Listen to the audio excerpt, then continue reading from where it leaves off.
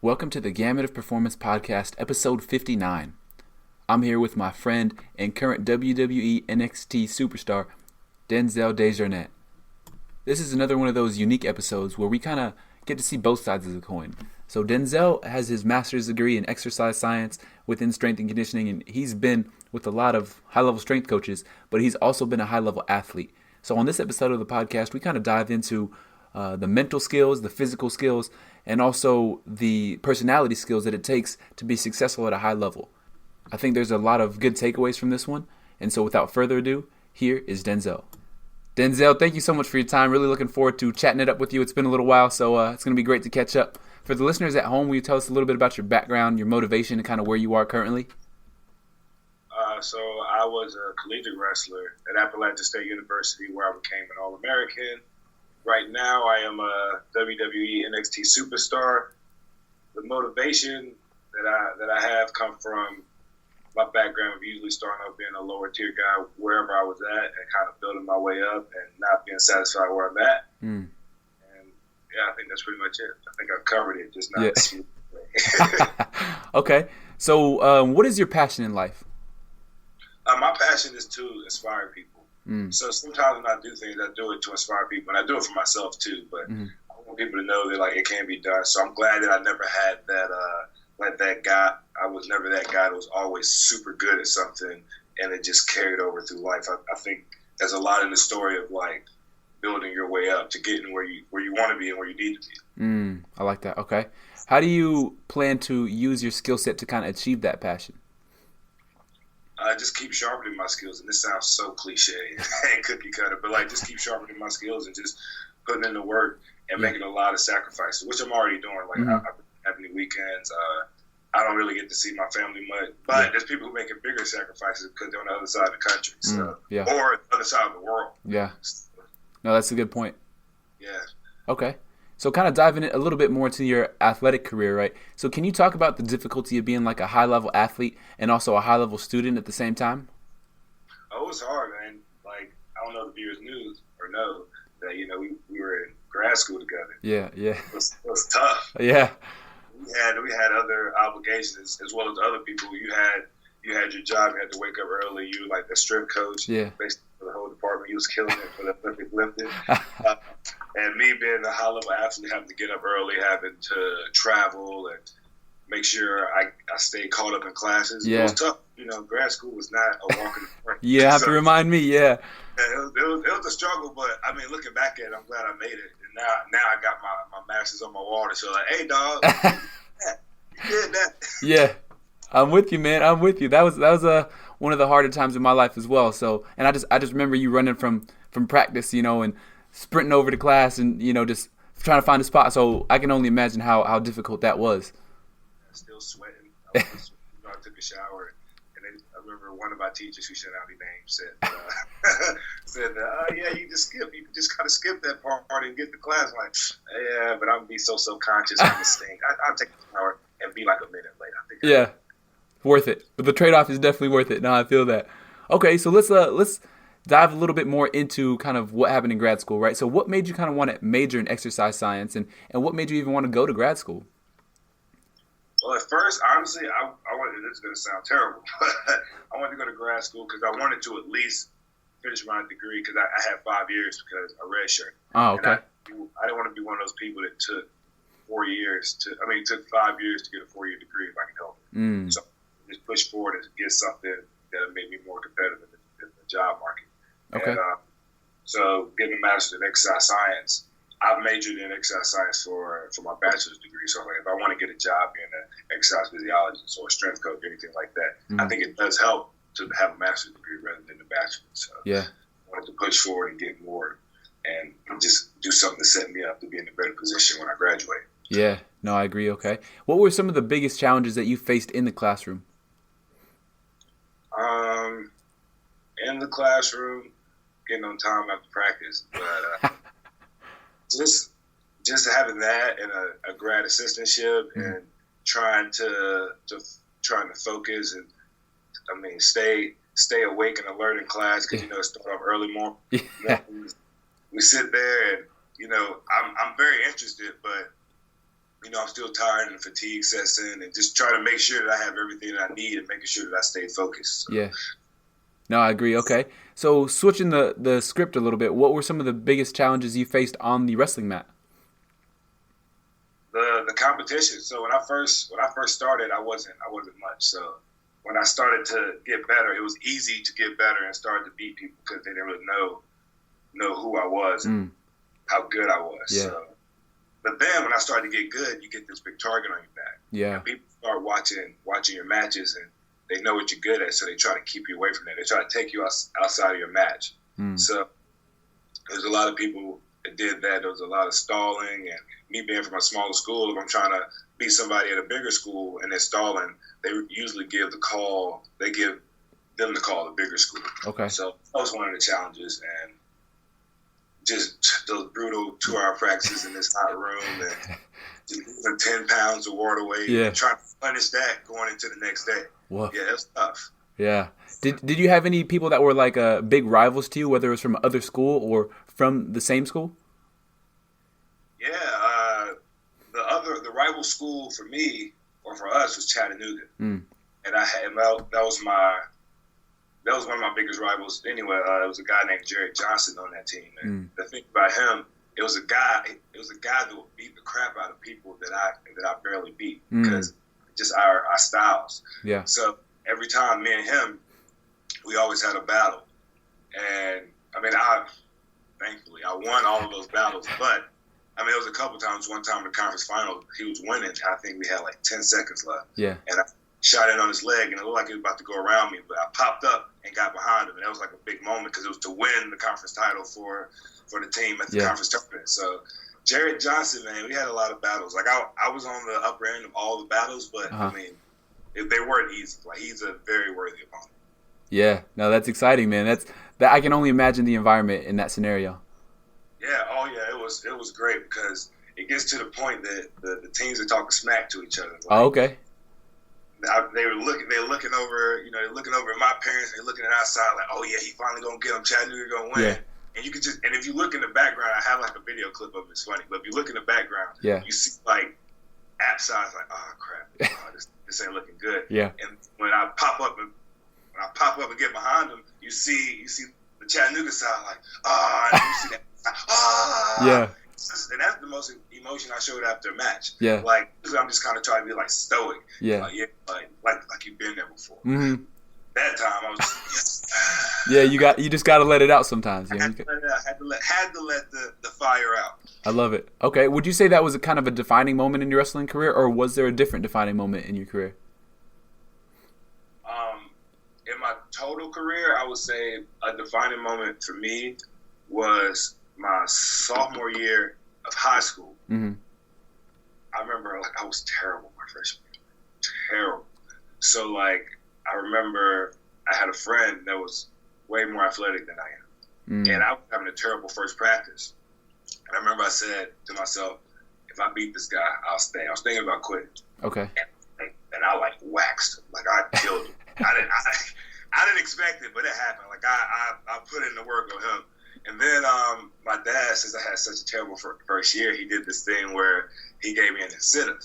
So he basically said, for every pen you get, you're going to get $20. I got 20 pens that year. Okay. I didn't get all that money, but it's all good. He fed stuff. So yeah. I guess we even. He kept me alive for the first 18 years of my life. Yeah. Okay. So switching gears a little bit more, right? So why do you think college wrestling as a sport as a whole is not as popular as, say, other sports like maybe basketball or football or something? I think because a lot of people don't understand it. I think they realize that it's interesting because when I asked people from the school to come, they was like, it was so exciting. I don't understand what's going on, but it was exciting. So I guess there's no clear-cut rules. Yeah. There's not, I'm trying to think, there's not much promotion behind it. Yeah. Even television promotion, I remember I've seen maybe 1 or 2 episodes on any show, in the history of any show I've ever seen where there were wrestlers and they had a wrestling practice. Yeah. So when I came in high school, and they were saying you could be on the wrestling team, and blah, blah, blah. I'm thinking the same thing most people thinking, oh, I'm going to be able to hit people with chairs and run off the ropes.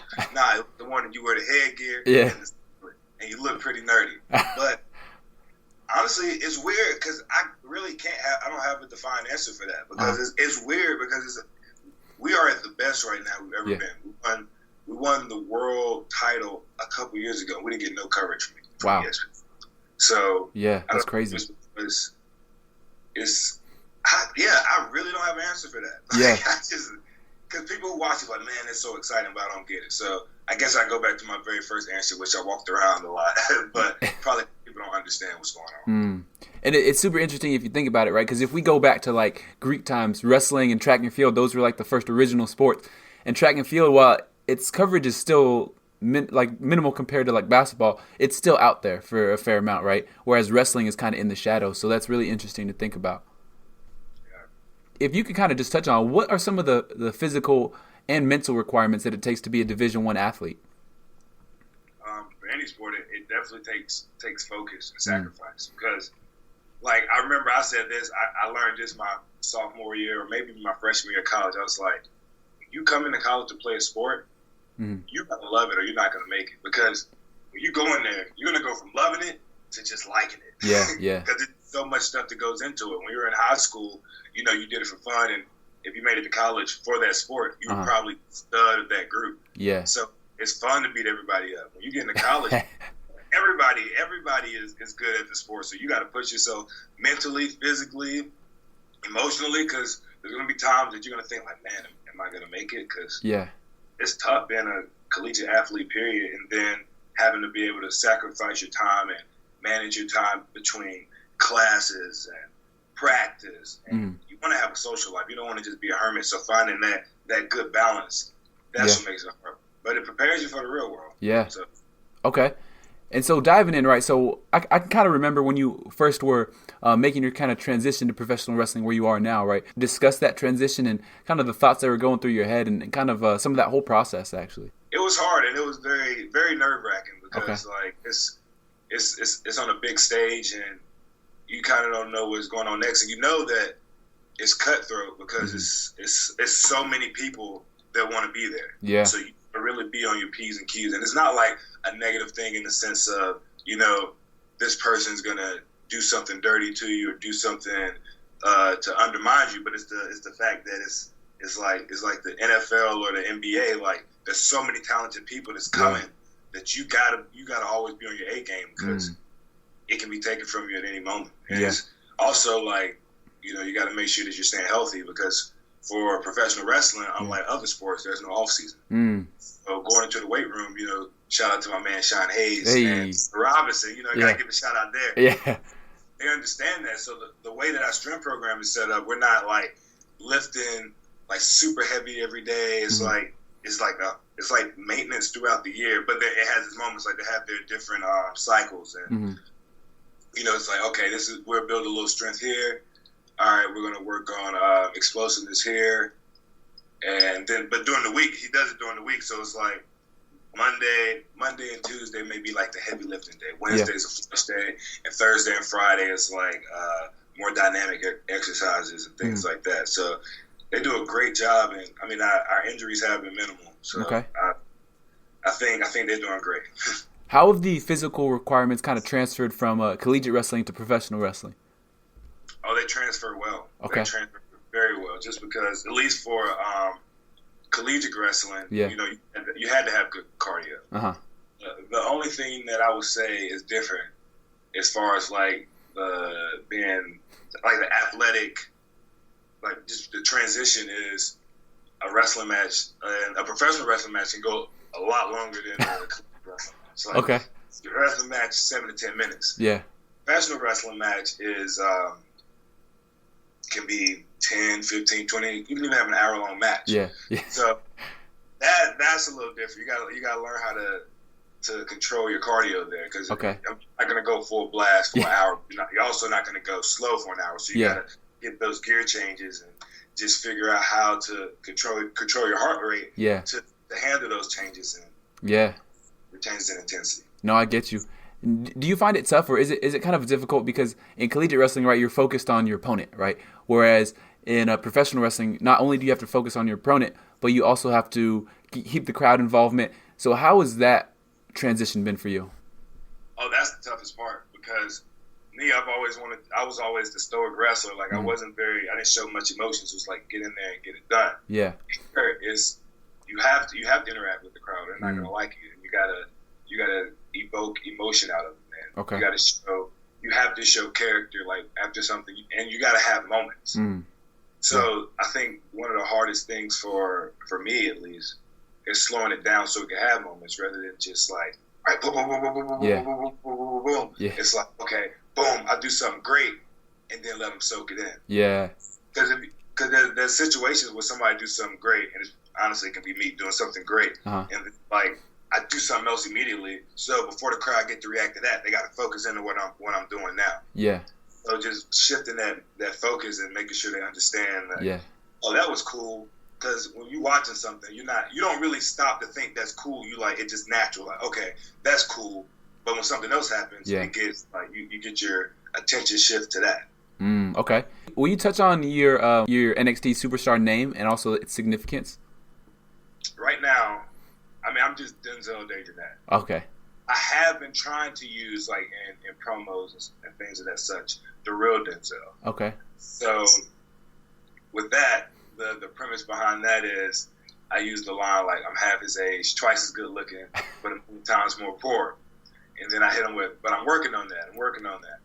But the premise behind it is what you see is not an act because he's an actor. So everything that you see is real. The physicality is real and things along that. So that's where the real Denzel comes from. Okay, I like that.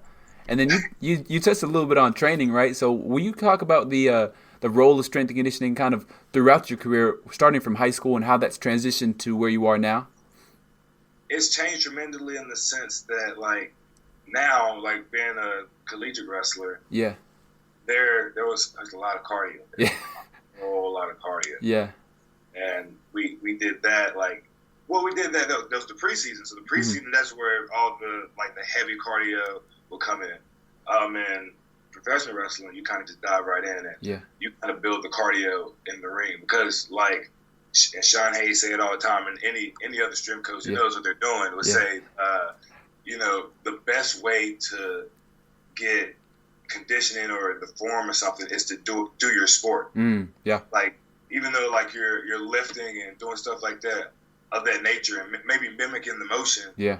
The best way to do it is to do your sport. Like, and a great example is coming from collegiate wrestling. Like, we run all year. Like, at least the first couple of months, we run 6-7 miles, and then after we do our strength and conditioning Monday, Friday mornings, we'll go outside and do like a short, quick burst conditioning. And you get in shape, you look great. Then you get to that wrestling room, and then like practice, and we go live, and it's literally like you're running 5 or 6 miles. It'll take you, at least for me, like 45 minutes to an hour, depending on the pace or whatever. Okay. But that that's way longer than 7 to 10 minutes. Which I get in that wrestling room, and we having just a quick 6 to 7 minute match. I'm like, so it's very important, like like I said, there's no preseason or off season for professional wrestling. It's important for you to get the conditioning in the ring rather than trying to build a base and then get in there and try to do it. Okay. And has your mindset switched all right? Because starting out, you didn't really have a whole lot of knowledge, I assume, of the sciences or of strength and conditioning, right? But now, having gone through your bachelor's, having gone through your master's, having understood it and been with a lot of different strength coaches, has your mindset and your approach to training changed at all? Yeah, it definitely has. Because, at first, because I got the best of both worlds. Like, I got the world of having the off-season, the preseason. Then I had the luxury for a little bit to be on my own when I was making that transition from collegiate sports to professional sports. Then went to a professional sport with no off-season. I realized how I have to train. And, it was very important to get, like, extra workouts in certain situations. But, like, here, like, Sean takes care of you, so you don't necessarily need it. Like, you don't have to go to the gym on the outside, which works out perfectly because, like, with this schedule, you're going to be tired. So he makes sure you get what you need here, and then like you can do like little nitpick stuff like when you're out there, but nothing like not like a full hour or hour and a half super tough workout. Yeah. So I mean, the approach to that was different because I just felt like, oh, you always got to work out, work out. Good, you got to do this, but like having a schedule where you have to like travel all on weekends and things like that, like it's good to like relax and sit down and like get your workout in early and just kind of like chill. And let the recovery kick in because you don't really get much recovery. Okay. I like that. And then now moving forward a little bit, right? So you've done a little bit of motivational speaking. What kind of made you get into motivational speaking? Because I think a lot of it helped me out. People think that is like these cliche messages and things along that line, but for one thing, I love good speakers. Like I always was like attracted to good speakers. Like it's just something about the way they evoke emotion in you. Yeah. And I remember watching, like coming up in college, I used to watch a bunch of Les Brown videos. Good one, yeah. Yeah, a bunch of Eric Thomas videos, even some Lewis videos. Like he has a lot of motivational videos out there. And I just love the way he evoked emotion in me, and I was like, yo, I want to do that for other people. Okay. I want to like make people want to get up and just run through a wall. Yeah. So when I got out of college, because there was a transition that I wasn't sure if I was going to be in the WWE because like I said, like anything can happen because maybe they somebody like they might be a better fit than this person. Like it's just really that way. It's a business. I was like, you know what, I'm gonna go into motivational speaking. I had my page, Winner Mentality, Instagram, WINNA Mentality.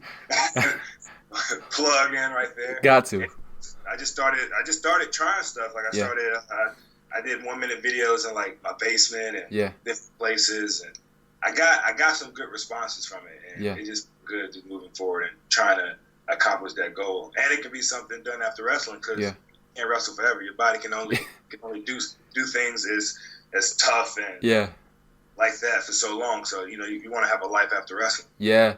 Okay, so let's talk about that a little bit, right? So we kind of touched on some of your ambitions and stuff, but what's kind of the big vision for your life, and how do you want to affect others' lives, and in what way, and what modality? I want to inspire people in the ring and hopefully portray it in a way to let them know, like, anything is possible. You can do whatever you set your mind to, and like you don't have to always be the best starting out. One thing that my uncle always told me, like, it's not how you start, it's how you finish. So, we don't always get dealt the same hand. There's going to be people who have the upper hand. There's going to be people that have a lower hand to you. And honestly, a lot of times, the people that make it the biggest are the ones that had, like, a terrible, like, foundation. Yeah. And that's what made them stronger. Like, that's how they was able to get through certain situations because things didn't affect them the way it affects somebody who start off on top. But on the flip side, there's also people who had everything and continually used those tools and took off also. Yeah. That's just what I want to show. And then after wrestling, like I have this goal that I hope to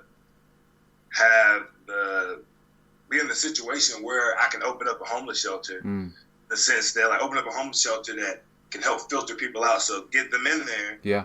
Give them a job within there so they can pay to live there. Yeah. And maybe, work on resumes and things like that to get them ready for the world so they can move out and basically another group comes in. Yeah. Now, in their world, that'd be great, but I know there'd be like trials and tribulations with that and that I would have to work through. So, I cross that bridge when I get there, but the main goal is to have like a bunch of homeless shelters around the world that can filter people in and out rather than having people like in the streets when it's cold or when it's super hot, like, begging for money. Yeah, no, that's awesome. And that's I think that's really important. Giving back to the community is huge, especially, so many people have poured into, not only you, but, everyone to get where they are currently. So I think it's super important to give back as well. So what have you been able to kind of learn from being around such passionate individuals in your current vocation, right? So all these people that you work with and that you wrestle with and that, train you and that you train with, training partners and things like that. What have you been able to learn from such passionate individuals? I learned that perseverance, tenacity gets you a long way. Like some of these guys, guys and girls, because, I learned from the guys as well as the girls that sometimes it's a long journey. Yeah. I was one of the lucky ones that, because they have people that come from the independent circuit that build a huge name. Yeah. And they had to work their butt off to like make a name, like just make your name in the world. Because it's not like it's college sports; it's literally like the whole world is your competition. Yeah. And they made names out of that, wrestling in Japan, Mexico, just all around the world, and just to build that name. And like someone like me and a couple other people that are there, you know, we had an athletic background. Yeah. And then, you know, it's like we had the physical tools, and they see something in us, and we were just there. Yeah. Rather than wrestlers that, like 10, 15 years, 5, you know, just a bunch of different time periods there.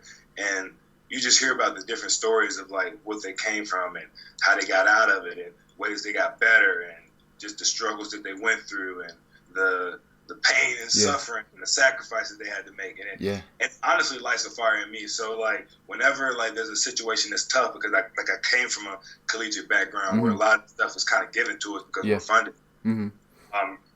I realized that, like some people had it way worse than you. So like you don't complain, shake it off, and it can be a long journey. Like it can be a long time for you, but you see all these other people, and if you really want it, it'll be worth it in the end. Okay. So what suggestions would you have for people trying to find their passion?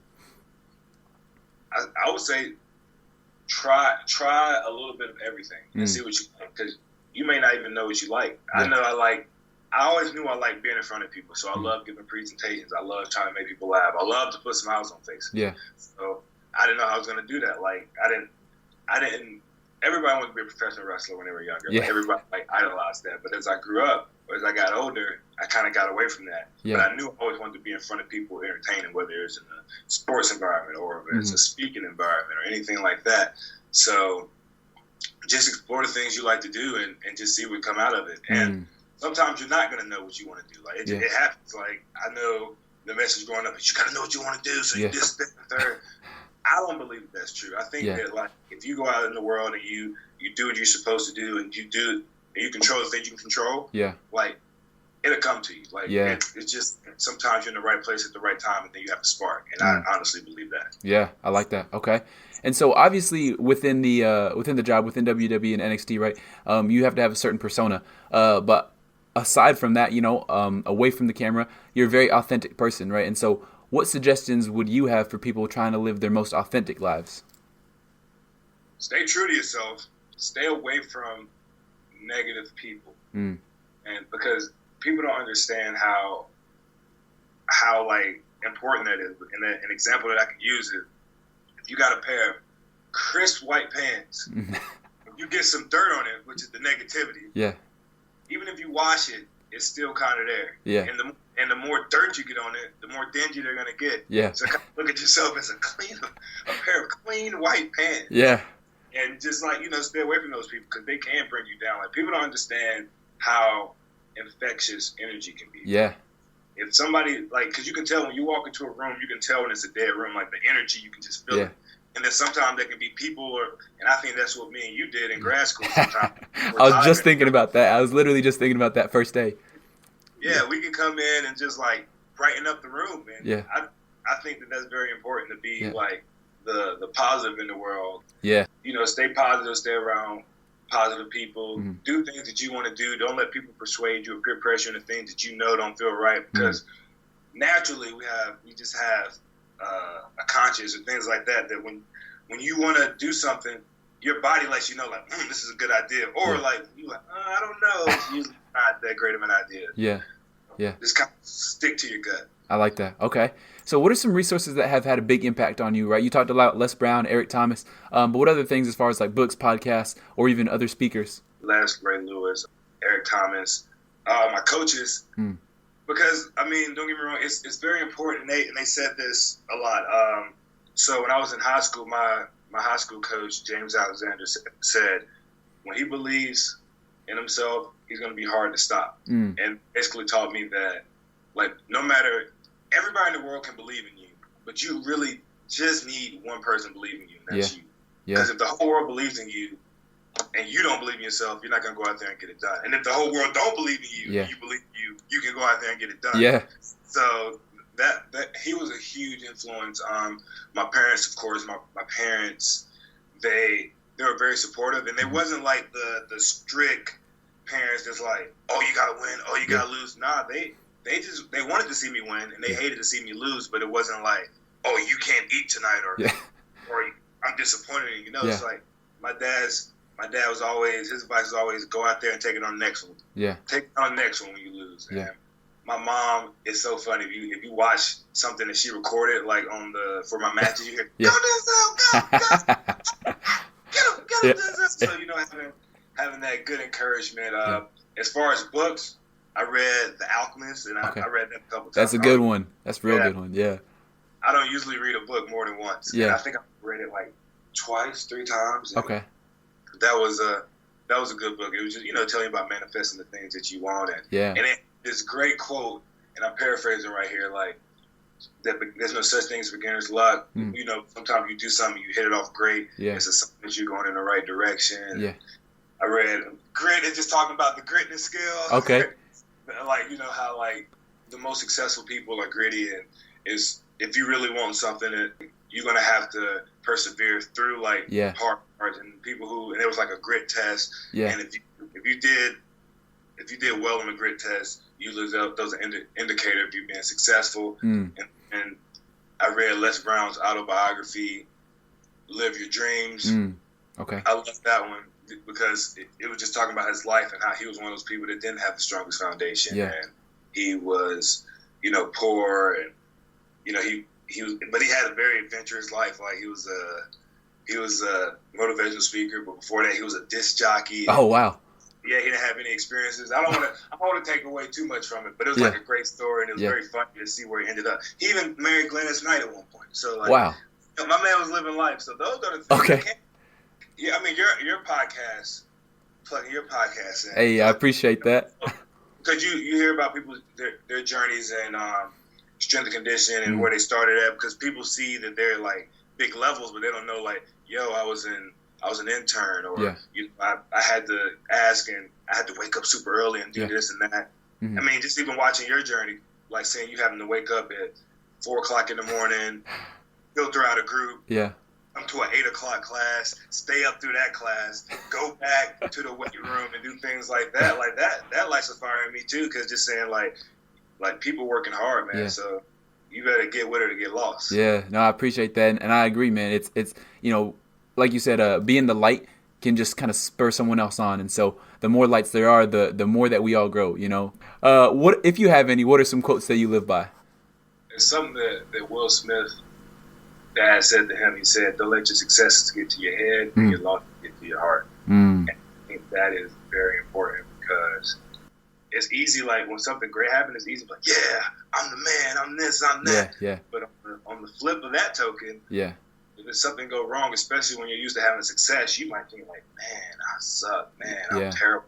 And there's a lot of people that, like, when they have their fall from grace, because it's like, they used to be this and that, and then they may have taken a couple losses here, and then they spiral out of control, where it can be easily, I wouldn't say easily, it's easier said than done, but it can be prevented if you think like, you know what, I'm not who I'm not my successes and failures. Like so if you can kind of strip yourself from your successes and failures, and there's a guy that I wrestle with, his name is Cassius Ono. He's been in the business for a long time. Chris Hero is his independent circuit name, and he told me something that a wrestler told him, like, there's no such thing as bad wrestler. I mean, not bad wrestlers, bad crowds. There's good wrestlers and bad wrestlers.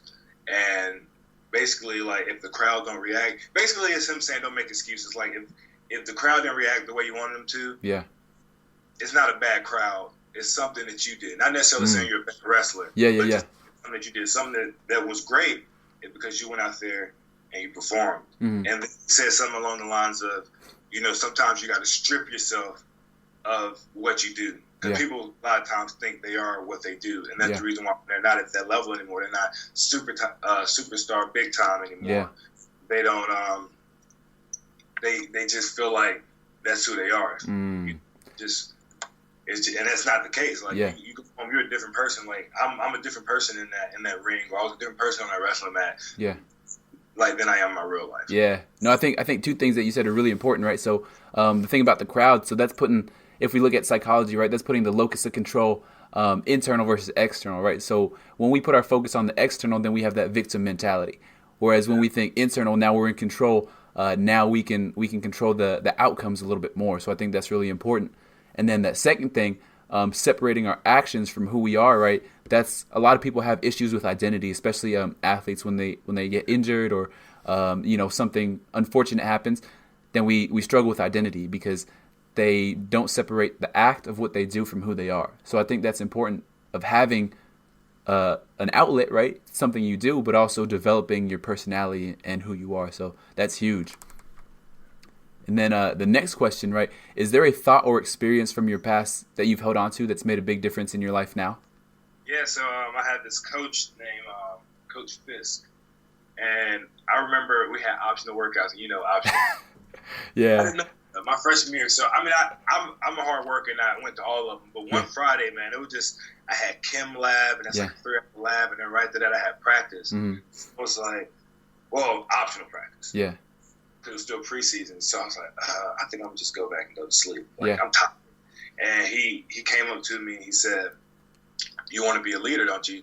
I was like, "Yes." I don't know how he saw this in my freshman year because I was like, I wasn't one of the top guys. Yeah.